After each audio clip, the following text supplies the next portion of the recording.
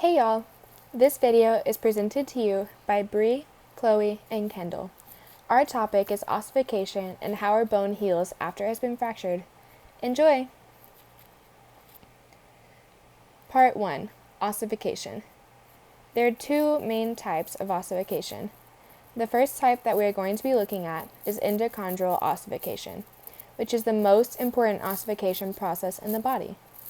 It is the process of replacing cartilage with bone, and there are 6 main steps. The first step is that the matrix begins to calcify. The chondrocytes in the center of the bones enlarge and die, leaving cavities that will eventually become the matrix.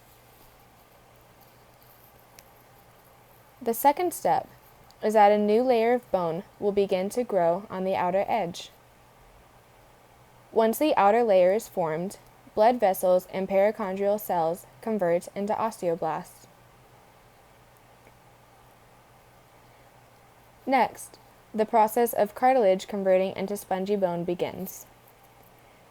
During this, the primary ossification center forms, and fibroblasts migrate into the center of the shaft and become osteoblasts.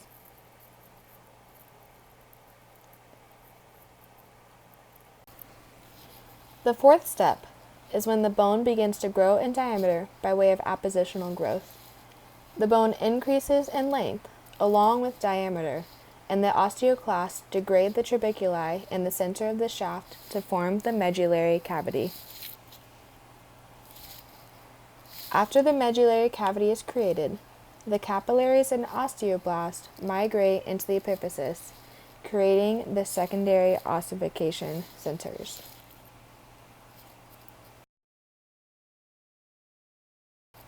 Finally, the epiphysis begins to be filled with spongy bone, and the articular cartilage at the end of the epiphysis forms the cartilage cap.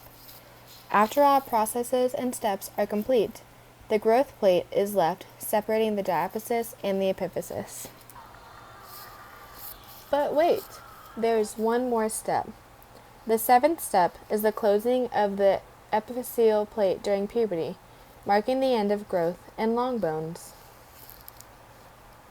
That was all for endochondral ossification, and now for the second type, which is intramembranous ossification. This type of ossification is also known as dermal ossification, and occurs when osteoblasts differentiate within mesenchymal or fibrous connective tissue. This ossification happens only deep within the dermis and produces bones like the mandible, clavicle, and the flat bones of the skull. Moving on from ossification, we go into part 2 of our video. This section focuses on how a fracture heals. There are 4 main steps in this process. The first step is closing off the injured vessels by way of bleeding and clot formation. This is also known as fracture hematoma and causes bone cells to die. Next, the cells of the endosteum and periosteum divide and migrate into the fracture zone. The external callus of cartilage and bone surrounds the break, and the internal callus of spongy bone develops in the medullary cavity.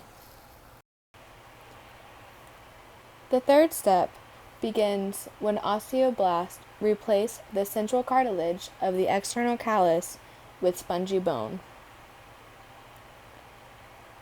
Finally, osteoblasts and osteocytes remodel fractures for up to a year, reducing bone calluses.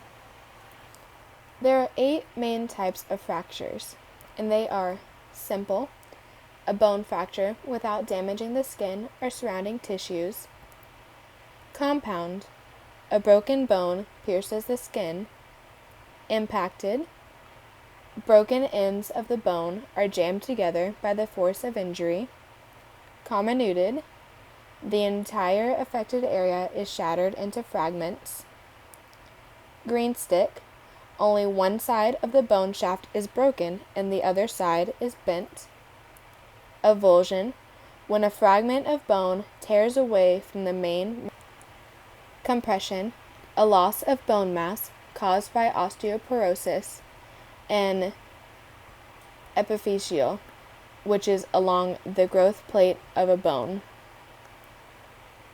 In bone repair, there are two main hormones involved, and they are the parathyroid hormone, or PTH, which increases calcium levels by stimulating osteoclast and by decreasing calcium levels in kidneys, and calcitonin, which decreases the level of calcium, which then inhibits the osteoclast activity and increases the calcium excretion by kidneys.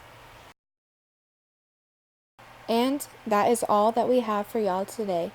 Thank you for watching, and I hope that you learned a little bit more about ossification and how a bone heals after a fracture.